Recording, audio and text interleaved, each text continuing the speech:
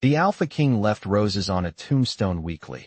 Unaware the rejected Omega was still alive. Hello everyone. Before we begin today's story, I have a small favor to ask. Please hit subscribe and turn on the notification bell so you never miss our channel's new videos. It's quick, free, and the best way to support us in bringing you more dramatic stories. Your support means the world to us. Where are you watching from?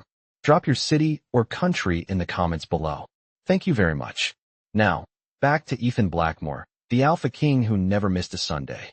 Every week, at exactly 8 in the morning, he walked the gravel path that wound through the old cemetery at the edge of the Pack lands, his boots stopping before a single headstone warmed pale by the rising sun, and he placed a bouquet of fresh red roses at its base with a care that bordered on reverence. The stone was simple, almost humble for someone once bound to a king, etched with the name Elena Moore and the quiet words rejected Omega beneath it. And though the seasons changed and the years rolled on, Ethan returned as faithfully as the tides, sometimes standing for minutes, sometimes for nearly an hour, saying nothing, his silver eyes fixed on the letters as if they might answer him back. Wolves whispered about it. Of course, about the powerful Alpha King who ruled with steady judgment yet knelt before a grave. About the woman who had vanished after a public rejection and was later declared lost to the wilderness. About how grief could hollow even the strongest heart. But Ethan never corrected them, never explained that this ritual was not for forgiveness he felt he deserved, only for remembrance. He refused to surrender.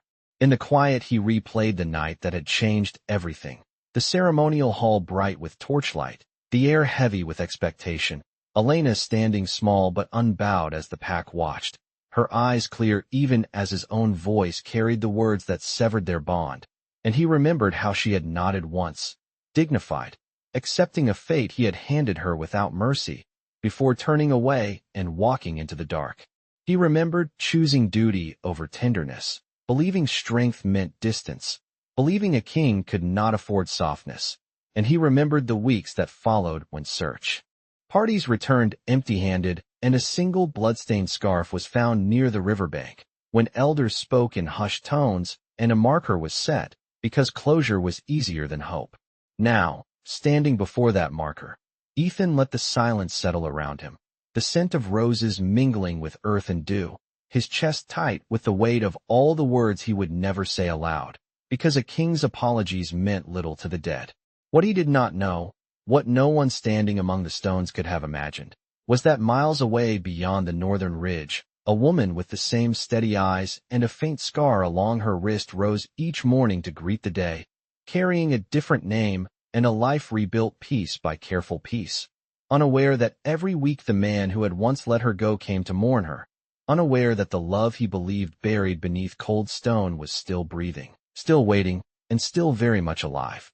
The memory returned to Ethan Blackmore the way winter crept into the valley, quietly and without asking permission, because some moments never truly stayed in the past.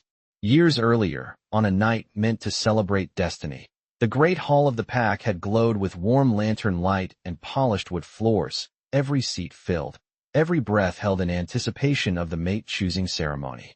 Ethan had stood at the center, shoulders squared, the future Alpha King already carrying the weight of expectation, while elders watched from the raised platform, and the Pack waited for the choice that would bind two lives together.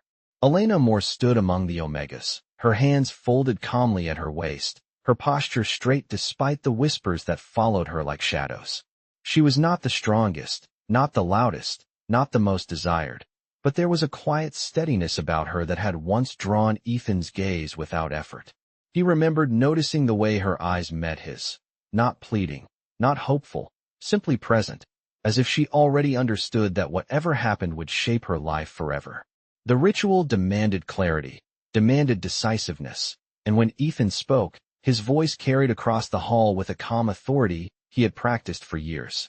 He remembered saying her name, remembered the pause that followed, remembered the way the air seemed to tighten before he continued, choosing words that sounded firm and final, words that placed duty above feeling, crown above heart.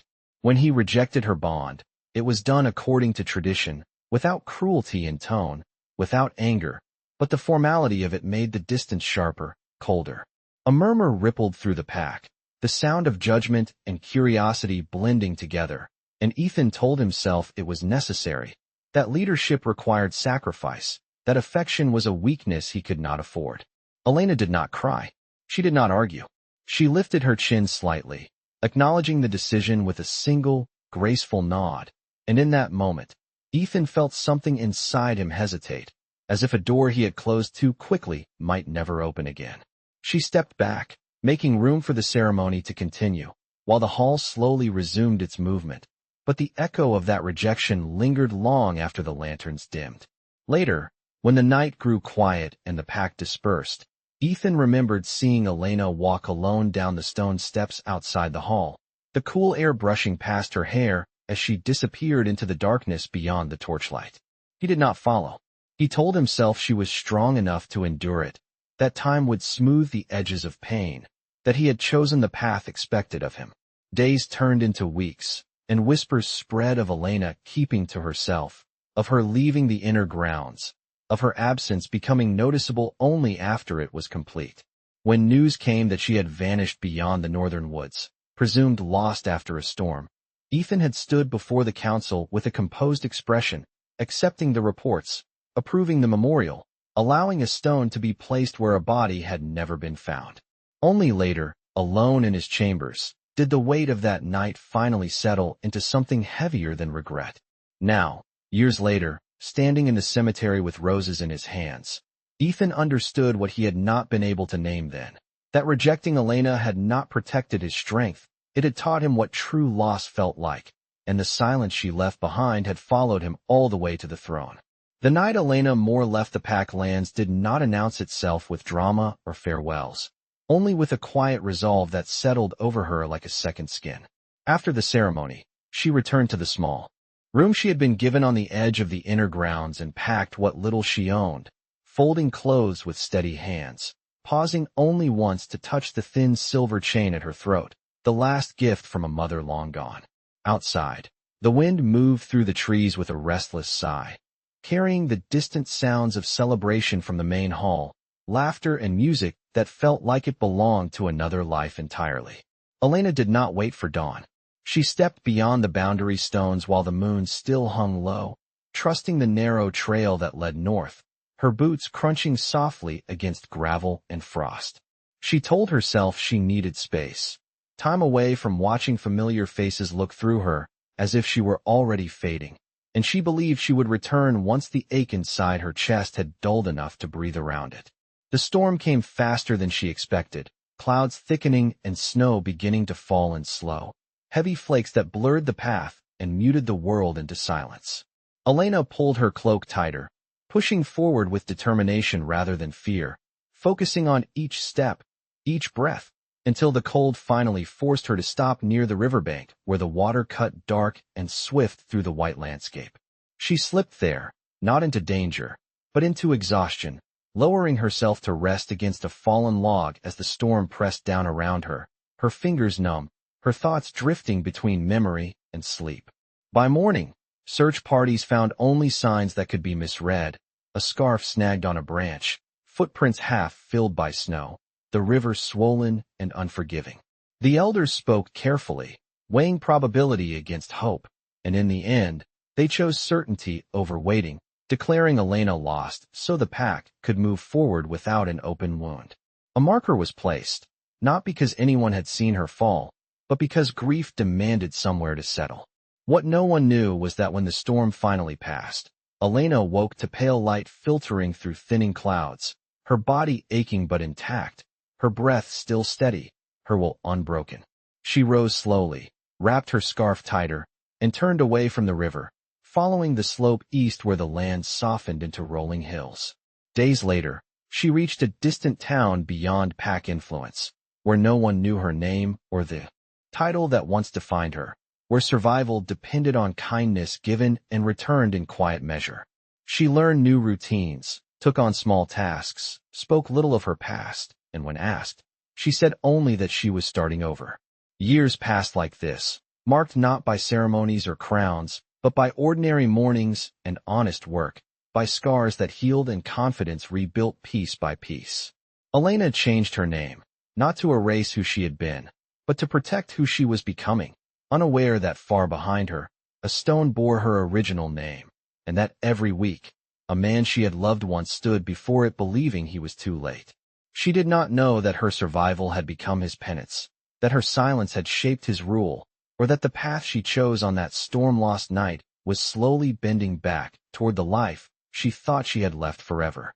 Ethan Blackmore learned quickly that a crown did not quiet a conscience, it only made the silence louder. When he ascended as Alpha King, the pack celebrated stability and strength, seeing in him a ruler who listened more than he spoke and decided with measured calm. But behind the composed presence he carried, Ethan felt the steady ache of something unfinished.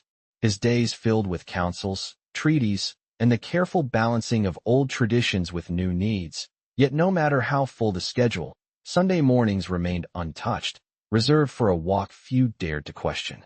He went alone to the cemetery at the edge of the lands, past stones worn smooth by time, to the marker bearing Elena Moore's name, and there he laid roses with the same deliberate care he used in every decision that mattered.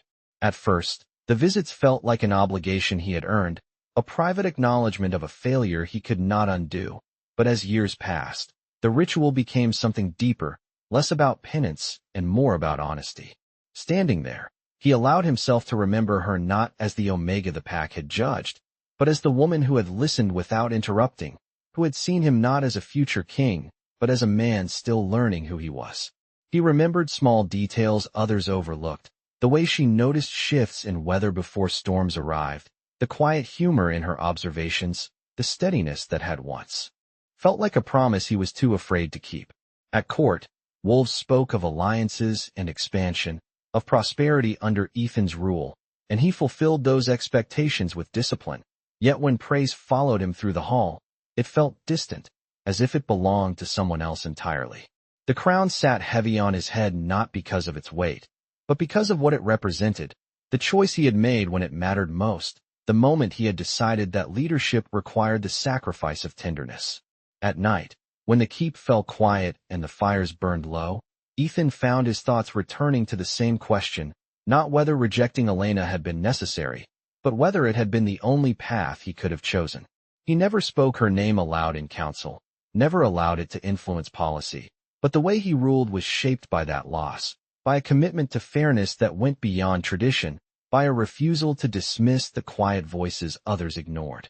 Wolves noticed it in subtle ways, in how he paused to hear grievances from the least powerful members of the pack, in how he insisted on dignity where others expected obedience, and some whispered that grief had softened him. They were not entirely wrong. Each week, as he knelt before the stone, Ethan acknowledged the truth he could not admit anywhere else.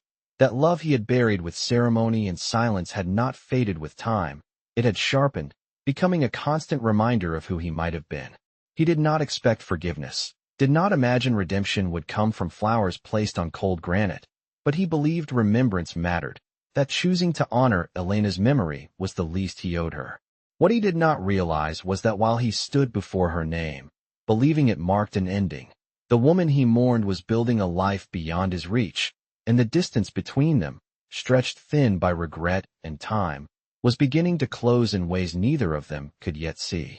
Far from the stone that bore her old name, Elena lived a life so ordinary it would have seemed unremarkable to anyone who did not know what it had cost her to build it. The town sat beyond the northern ridge where pack borders blurred into shared territory, a place of small homes, weathered storefronts, and people who asked little beyond honesty and effort. Here, Elena rose with the sun, measured her days by the rhythm of work and rest, and learned to take pride in tasks completed quietly and well. She worked first in a modest shop that sold dried herbs and household remedies, listening more than she spoke, earning trust one steady interaction at a time. Over the years, she became known not for where she came from, but for how she showed up, dependable, calm, and kind in ways that did not demand recognition. She kept her hair simple, her clothing practical, and her past carefully folded away like a letter never meant to be sent. When asked about family, she smiled and said she had learned to make her own, and most people accepted that without pressing. There were moments, usually in the early evening when the sky softened into pale gold, when memories surfaced without warning, a familiar cadence in a voice, a glance that lingered too long, and she would pause, breathe, and let the feeling pass. Elena had learned that survival was not only about enduring hardship, but about choosing, every day, to move forward without bitterness, to grow without erasing what had shaped her. She took a different name to protect the life she was building, not out of shame, but out of care, and under that name she volunteered at the small clinic, helping wherever hands were needed, offering comfort through presence rather than promise.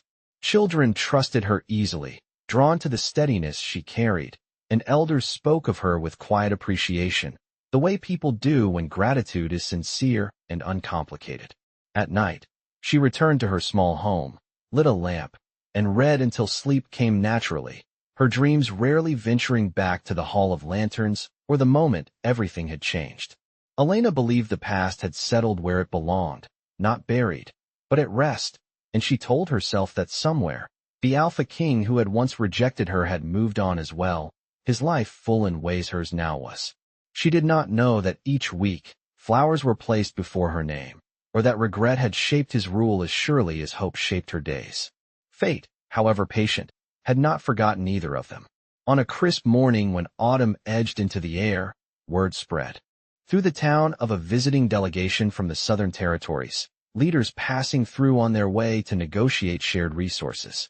Elena listened as others spoke of it with mild interest, unaware that among those travelers was a man whose presence carried a familiar gravity, whose eyes would soon recognize what distance and time had failed to erase.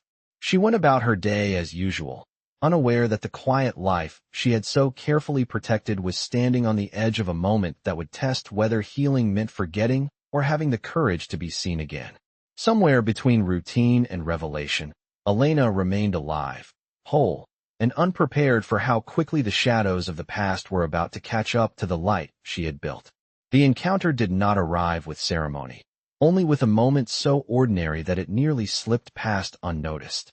Ethan Blackmore had traveled north with a small delegation, the visit framed as a courtesy stop between negotiations, and he moved through the town with the same measured presence he carried everywhere, aware of eyes turning toward him without knowing why. The air smelled of fallen leaves and clean stone, the streets narrow but orderly, and for the first time in years, he felt a subtle unease that had nothing to do with politics. As the group paused near the small clinic to greet local leaders, Ethan's attention drifted, caught by a familiar steadiness in the background, a calm voice offering reassurance to an elderly woman at the doorway. He turned without thinking, and the world seemed to narrow to a single point as recognition struck with quiet force. Elena stood there, older, composed, her hair pulled back simply, her expression focused and kind, alive in a way his mind had never allowed him to imagine. For a heartbeat, he wondered if grief had finally learned how to deceive him, if memory had taken shape before his eyes. But then she looked up, and their gazes met. The connection was unmistakable, not marked by shock or drama, but by the shared understanding of a past neither had ever truly escaped. Elena felt it too, the sudden stillness, the way the sounds of the street softened, as if the moment demanded space. She recognized him instantly, despite the years and the crown he carried so naturally, and her breath caught, not in fear, but in surprise at how much time had changed and how much it had not. Ethan did not move toward her. He did not speak her name. He simply stood, grounded by the realization that the stone he knelt before each week had never held the truth. Elena broke the silence first, her voice even, respectful, as she addressed him as one would any visiting leader, and the simplicity of it struck him harder than any accusation could have. He answered in kind, introducing himself formally to those around her, his tone steady despite the weight of everything unsaid. The delegation continued on, unaware that the careful balance of two lives had shifted, and Elena returned to her tasks, her hands steady even as her thoughts raced.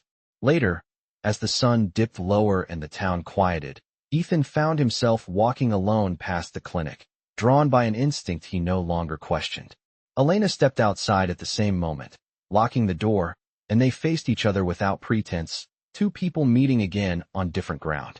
He spoke carefully, acknowledging her presence without claiming it, expressing relief without expectation, and when he said he had believed she was gone, his voice carried not sorrow alone, but humility. Elena listened, her expression thoughtful, and when she replied, she did not speak of blame, only of survival, of choosing to live when the world had offered no certainty. The conversation remained gentle, bounded by respect, and when they parted, it was without promises or conclusions, only with the shared understanding that something once broken had not ended where either of them thought it had. As Ethan walked away, the certainty settled in his chest that the roses he had placed were not a farewell, but a beginning he had never dared to hope for. And Elena, watching him go, felt the past loosen its hold, not because it had been forgotten, but because it was finally seen. In the days that followed their unexpected meeting, the quiet town seemed to hold its breath, as if aware that something fragile and unfinished was unfolding just beneath the surface. Ethan Blackmore remained longer than planned, citing extended discussions with local leaders, but both he and Elena knew the real reason was simpler and far more complicated. They spoke again, this time by mutual choice, meeting in a small public garden where fallen leaves gathered. Along the paths and conversation could remain open without becoming exposed. Ethan did not approach her as a king demanding answers, but as a man willing to listen, and that difference shaped every word he spoke. He told her about the years that followed her disappearance, about the choices he made, and the ways he tried to lead differently, careful not to frame his regret as a request for absolution. Elena listened with the same composure that had carried her through storms and solitude, hearing not just his words but the restraint behind them, the understanding that explanations did not erase consequences. When she spoke, she did not recount her survival in detail, only enough to make clear that she had chosen to live rather than wait to be mourned, that she had built something meaningful in the space left behind. She told him that the rejection had not destroyed her, but it had taught her the cost of placing her worth in someone else's decision, and that lesson had shaped her more than pain ever could. Ethan accepted this without argument, acknowledging that the loss of her trust was not something time alone could repair. The conversation moved slowly, marked by pauses that felt intentional rather than awkward, and in those silences, both felt the presence of what had once been promised and never fulfilled. Ethan admitted, finally, that the stone in the cemetery was not closure but confession, that each rose placed there was an acknowledgement of a truth he had been too proud to face when it mattered. Elena absorbed this quietly, her expression softening not into forgiveness, but into understanding, the kind that comes from seeing a person clearly without excusing them. She told him she did not resent the flowers, but she refused to be defined by them, alive or dead. The honesty of it settled between them, heavy but clean. When Ethan asked what she wanted now, his voice carried no assumption, only respect. Elena answered simply that she wanted her life to remain her own, free from spectacle or obligation, and that any connection they rebuilt would need to grow without pressure or performance. Ethan agreed without hesitation, recognizing that redemption could not be claimed, only offered through consistency and time. As his departure approached, the tension between them shifted, no longer anchored in unresolved grief but in cautious possibility. On the morning he left, they stood together near the edge of town, the sky clear and pale, and Ethan thanked her, not for surviving, but for allowing him to see her again. Elena wished him well with sincerity, her voice steady, and as he turned away, she felt neither relief nor regret, only a quiet sense that the past had finally spoken its truth. Neither of them knew where this path would lead, only that it had begun again, not with destiny or ceremony, but with choice, patience, and the courage to let what was broken be honestly named. Ethan Blackmore returned to his lands carrying more than the weight of leadership. He carried intention shaped by restraint, and that difference guided every step he took next. He did not summon Elena, did not announce her survival, and did not allow rumors to precede truth.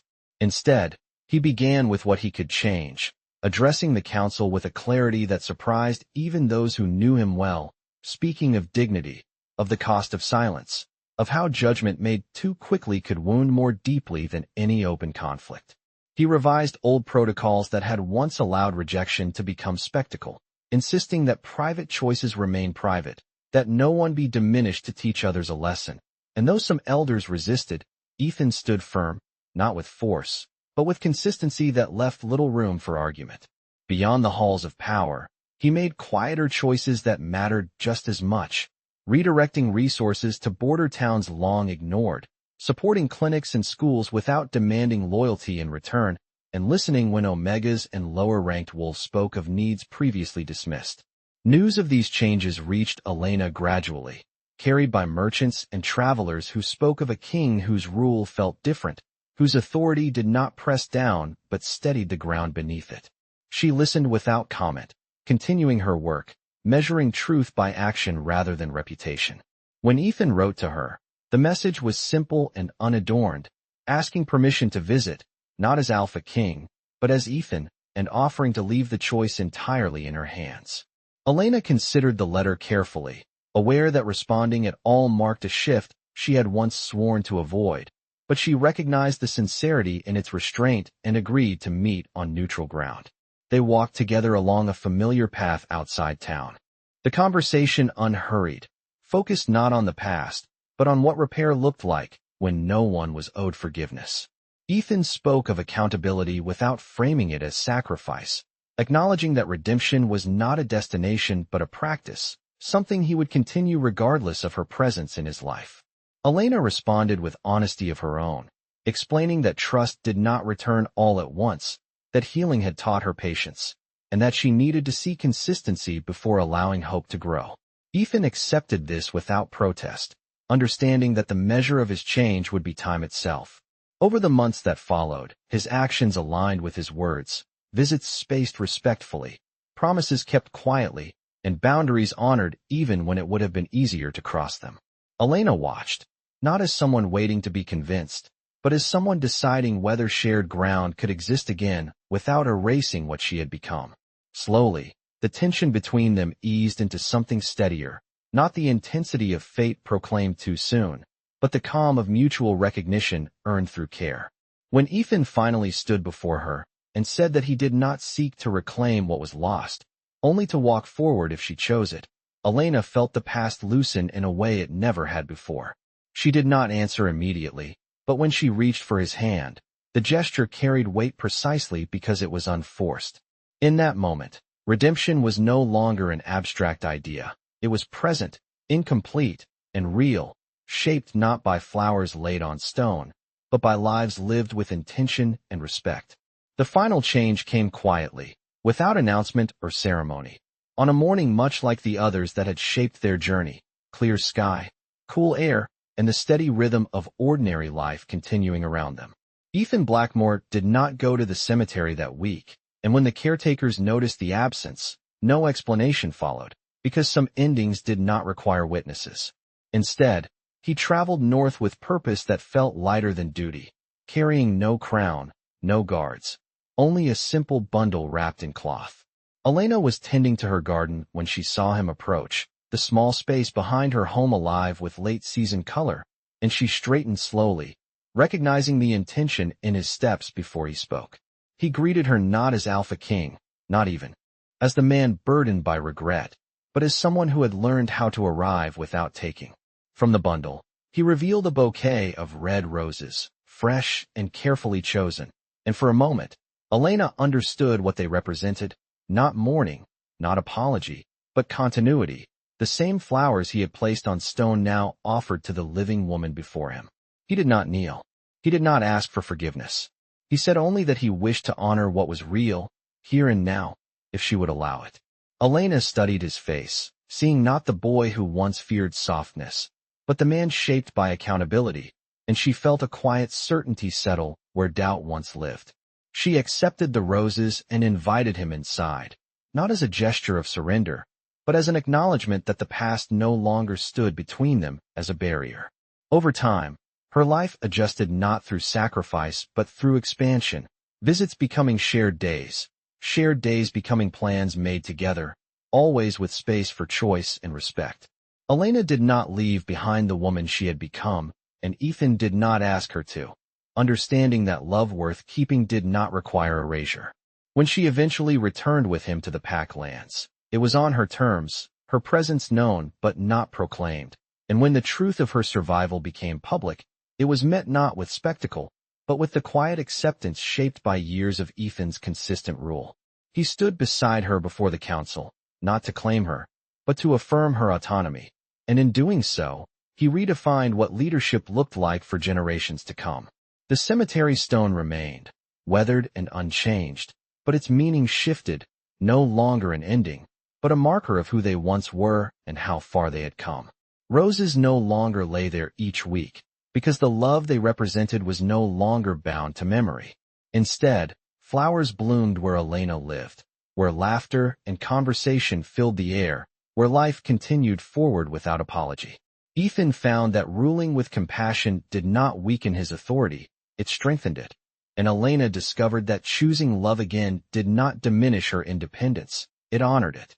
Together, they did not rewrite fate, they redefined it, proving that some stories did not end where the world believed they should, and that true redemption was not found in grand gestures, but in the quiet, enduring courage to choose each other again, alive, present, and unafraid.